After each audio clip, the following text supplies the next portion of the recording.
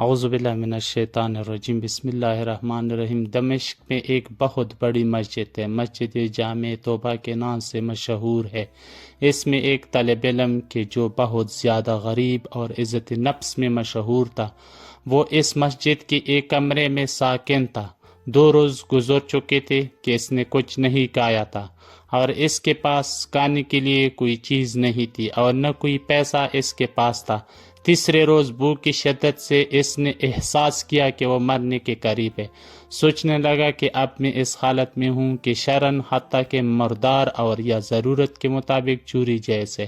اس بنا پر چوری کا راستہ بہترین راہ تھی۔ شیخ تنتاوی کہتے ہیں کہ یہ سچا واقعہ ہے، اور میں ان لوگوں کو اچھی طرح تا ہوں اور اس واقعے کی تفصیل سے آگاہ ہوں۔ یہ مسجد ایک قدیم محلے میں واقع ہے، اور وہاں تمام مکانات قدیمی طرز پر اس طرح بنے ہوئے ہیں کہ ایک دوسرے کی چھتیں آپس میں ملی ہوئی ہیں، اور چھتوں سے ہی سارے محلے میں جایا جا سکتا ہے۔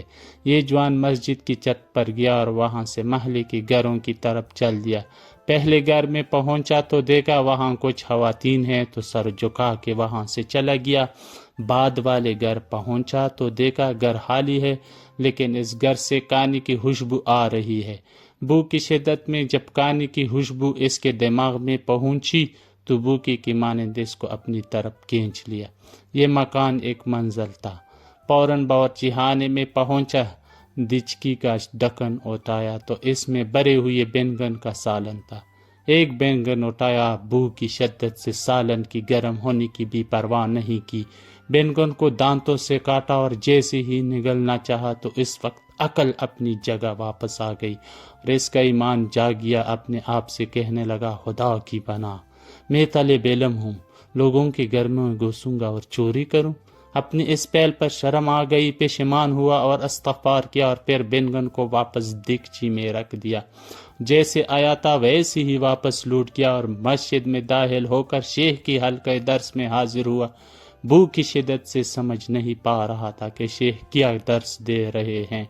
جب شیخ درس سے پارے ہوئے اور لوگ بھی متفرق ہو گئے تو ایک خاتون مکمل حجاب میں وہاں آئی، شیخ سے کچھ گفتگو کی، اور وہ طالب علم ان دونوں کی گفتگو نہیں سمجھ سکا۔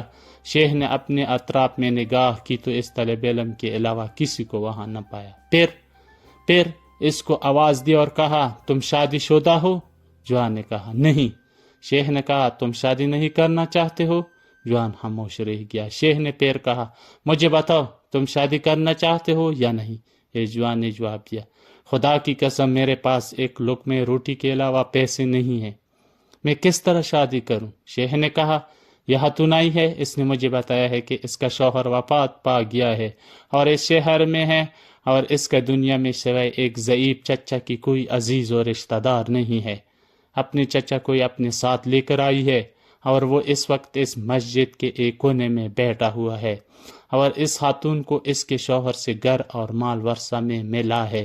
اب یہ آئی ہے اور ایسے مرد سے شادی کرنا چاہتی ہے جو شرعاً اس کا شوہر اور اس کا سرپرست ہو، تاکہ تنہائی میں انسانوں سے محفوظ رہے۔ کیا تم اس سے شادی کرو گے؟ جوان نے کہا، ہاں۔ اور پھر اس خاتون سے پوچھا کہ تم اس کو اپنے شوہر کے طور پر قبول کرتی ہو؟ اس نے بھی مثبت جواب دیا۔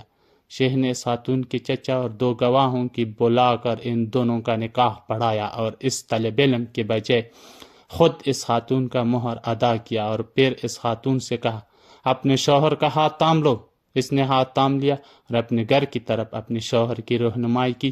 جب گھر میں داخل ہوئی تو اپنے چہرے سے نقاب ہٹا دیا۔ وہ جوان اپنی زوجہ کے حسن و جمال سے حیران رہی ہو گیا، اور جب اس گھر کی طرف متوجہ ہوا تو دیکھا کہ وہی گھر ہے جس میں وہ داخل ہوا تھا۔ زوجے نے شوہر سے پوچھا کہ تمہیں کچھ کھانے کے لیے لے آؤں؟ کہا، ہاں۔ اس نے دیگچی کا ڈھکن اٹھایا اور بینگن کو دیکھا اور بولی، عجیب ہے، گھر میں کون آیا تھا اور اس نے بینگن کو دانتوں سے کاٹا ہے؟